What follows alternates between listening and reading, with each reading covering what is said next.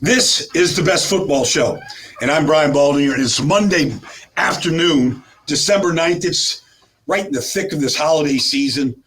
A lot of good stuff to get to. Week 14 has begun. I was in Minnesota this week. Oh, by the way, you can find me all over social media at Baldy NFL on Twitter, on TikTok, on YouTube, on Instagram, and you can download this daily podcast that I do. Download your free Audacy app, like it and subscribe to it. Let's grow it. I spent the second weekend in a row in Minnesota calling the Vikings-Falcons game for national radio. And I had a good chance to speak with everybody from the former head coach Mike Tice in Minnesota to the general manager, Kwesi, who is a very sharp guy, and Sam Darnold and Justin Jefferson, a bunch of the offensive linemen, Brian O'Neill and Dalton Risner and whatnot. I talked to a lot of the guys. And I was kind of saying to some of the coaches there and some of the personnel people in Minnesota that, nobody's talking about the Vikings. I mean, they blew out the Falcons, especially, when you got in the second half of that game. They blew them out. And Sam Darnold threw his first 5 touchdown pass game. And they're like, good. I hope nobody's talking about us. Because they're seriously under the radar. They're 11-2. I don't know how many wins in a row, 6 wins in a row right now. I think they started 5-0. Then they lost 2 to the Rams in Detroit. Now they've won 6 in a row. They're 11-2. They're a game behind Detroit. They still play the Lions. They're tied with the Eagles. You look at the teams in this league that have great records. Nobody's talking about the Vikings. And they should be, because their talent. I mean, yesterday Sam threw 5 touchdown passes, 3 to Jordan Addison, 2 to Justin Jefferson. And then they scored another touchdown, Aaron Jones from 15 yards out. Their talent is second to none, and that includes Detroit. They might not have the same powerful offense line that Detroit and Philadelphia has, but Sam Darnold showed you that he has got great pocket awareness, that he can keep his eyes down the field and throw, big, long touchdown passes to both Addison and Jefferson in that game. They're impressive. Addison never drops a pass. He catches the more awkward type throws. He's just a great receiver. So I feel like the Vikings, who do they play? The Bears this weekend at home.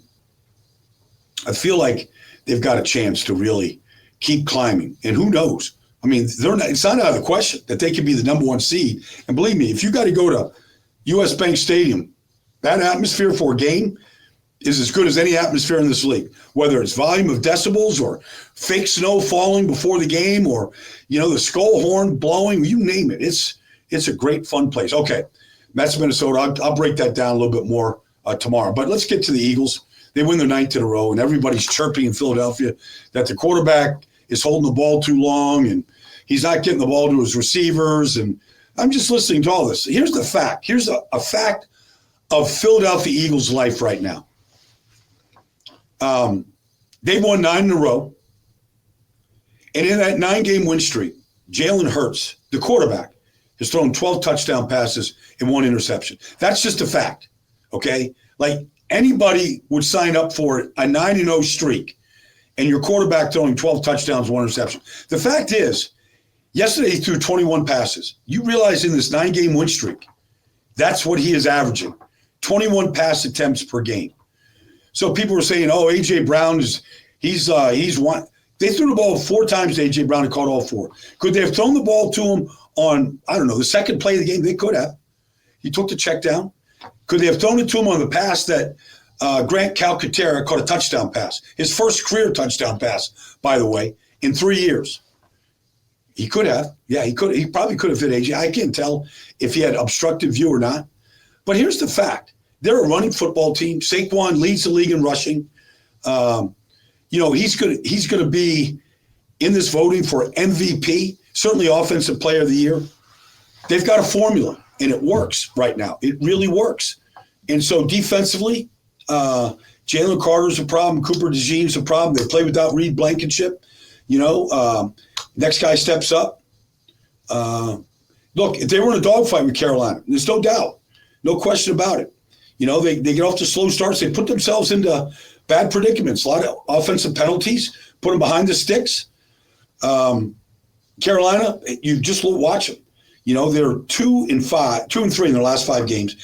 The 3-point loss to Kansas City, an overtime loss to Tampa, and a loss to Philadelphia by 6. Now, those are 3 first-place teams. All right, so I don't want to tell anybody that Carolina can't play. Bryce Young's playing a lot better. And the fact is that with a minute to go in the game, he threw a pass to Xavier Legette at the 2-yard line. And Legette gets both hands out there on the ball, and he's trying to bring it in, and the ball, it goes through these big old hands of his, and it hits the ground. The ref saw it in real time. It was a great call. Incomplete pass right away. No review, but the ball got over Chauncey Gardner's head. And Legette is literally 2 yards and a catch from Carolina winning that game. All right. I mean, that's what Carolina has done, you know, in the last 3 weeks. So I don't want to say that, well, Philadelphia, you know, because Philadelphia hasn't played well at home all year. They lost to the Falcons in the final drive of the game. They narrowly lost to beat Cleveland. They narrowly beat Jacksonville. Remember Trevor Lawrence threw an interception in the end zone on 1st and 10 at the 17-yard line. You know, they narrowly beat Carolina. They've got a great record, and they've won a lot of games in a row. But it's not like they just can. They haven't played great at home. That's just a fact. Now they play Pittsburgh at home this weekend. That's going to be maybe for all the marbles. We'll see what happens. Okay, but they've got a formula, and I think they're going to stay with it. 49ers stopped a 3-game losing streak, and Aaron Banks is out of the lineup. Christian McCaffrey's out of the lineup. Jordan Mason is out of the lineup. So the rookie, Isaac Guerendo out of Louisville, I think he was a 4th-round pick, 3rd or 4th-round pick. He gets his first start. They don't skip a beat. They don't skip a bit. The kid has 17 touches, 128 yards, 2 touchdowns, 2 tough. I mean, the 49ers have been awful in the red zone this year. Awful. One of the reasons why they have the record they have, 6-7. He was unbelievable. He scores from the 1. He gets stuffed right at the goal line, you know, by Tremaine Edmonds. Puts his head down, runs him over. He scores from the 4. All right, really patient, letting Juice set his blocks, letting the guys get their blocks, patient, hits it. Has a 30-yard run where Kevin Byard has the angle and leverage on him from the safety position. And you can see, you know, when at the combine, he ran a 4.33 40. 4.33 or 4.39. Just you double check me. But I mean, it was under 4.4. The guy hit the Jets. And Kevin Byard, who's a great safety, made a ton of tackles in his business. He took a bad angle. He misjudged his speed. He turned the corner for 30. They got him on a one-on-one against Jack Sanborn, ran right by him, 30 yards down the field. I mean, he caught the ball. He had explosive runs. He ran for 2 touchdowns. 49ers, they got back. And Brock Purdy played great. He had a great game. I mean, and then the other guy was Kittle. So you look at George Kittle. And last week, he had, on the first play of the game, he caught a pass against Buffalo for 7 yards and didn't catch another pass the rest of the game. In the post-game press conference, they said, George, you caught the first pass of the game. You didn't catch another pass the rest of the day, in a really snarky tone. I don't know if that's right. I want to say something bad about George.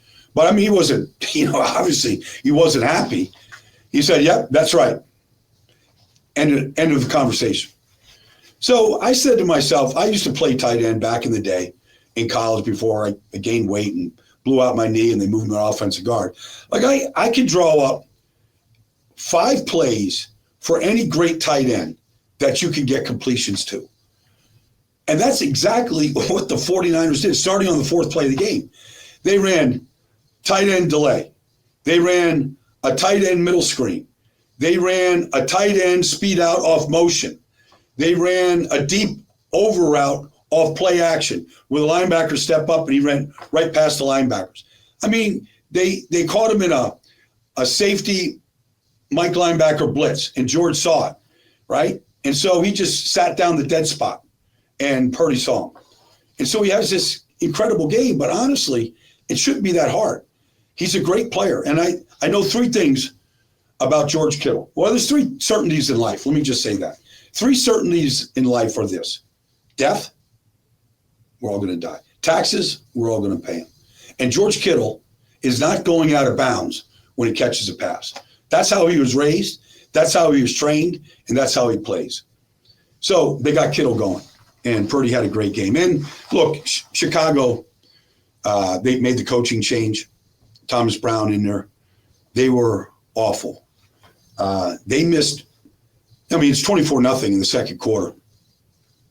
They missed 4 straight third down conversions in a row. 4 straight. And they took sacks on all 4 third downs. And it was everybody's fault. 3rd and 2, I don't know. 3rd and 2, where's your 2-yard route? Where's your first down throw? They didn't have one. That's on the coach. 3rd and 10, okay. That's like pretty long range. But 3rd and 3, 3rd and 7, they should be converting those. Quarterbacks got sacked on 4 straight third downs in a row. Defensively, I don't know. Maybe they missed Matt Eberflus. That was a poor performance. They were awful. They were awful in every phase of the game. So Chicago's blues just continues right now. And then I want to get to the Rams and the Bills because that was the shootout. Nobody saw this coming. Nobody.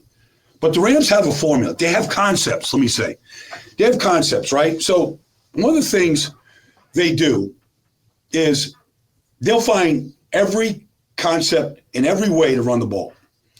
They ran more fly sweeps yesterday. Remember in the Super Bowl when they beat Cincinnati on that last drive? Cooper Kupp on 4th down, fly sweep. They got that to Nakua every way you can. Kyron Williams. Blake Corum had a good game. Got 8 carries yesterday. In fact, I think he got 5 in a row at one point. They had 40 runs in a game. 42 runs. 42 runs in the game. Now, they only averaged 3.3 yards a carry. Buffalo did a pretty good job. But they ran the ball in the red zone really well for touchdowns. That helps. They got 42 runs. And so there's a ton of plays where Stafford is either throwing hit screens on the outside to Nakua or Kupp, and they're excellent at it, concepts, or there's play action passes, they're pushing the ball down the field, and they're getting a little extra time because of the play action. And Stafford's under center as much as any quarterback in this league. I don't have the next-gen stats to support that. I'm just saying by watching the film. But Stafford threw it 30 times for a season-high 320 yards. When Matt Stafford plays like that and the Rams play like that, they put up 44 points against a good defense.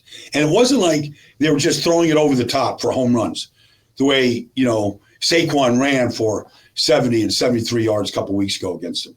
They kept it in front of them. It was just one completion after another, big chunks after big chunks. And Stafford made some throws on timing in this game to both Nakua and Kupp. And when he releases the ball, before the guy even begins to look for the ball and then has time to adjust to the ball, the Rams are a hard team to beat. Even with Josh Allen playing lights out and, making one play after another and putting up 42. And, you look at the game is, what is it? It's 38-34. I think it's 38-32, 38-34, whatever. 38-35, 2 minutes to go in the game. And it's a 3rd down play. And all the Buffalo wants to do at this point in the game is just hold them to a field goal. It's 3rd and 7. And they throw this screen to Nakua, like a hit screen. Almost the same play that they scored on against New Orleans a week ago to win the game. And they throw it to Nakua, and he goes 17 yards house. And they basically blow up the game. If they hold him to a field goal there, Buffalo's going to get a minute, 20 seconds to go down and score a touchdown.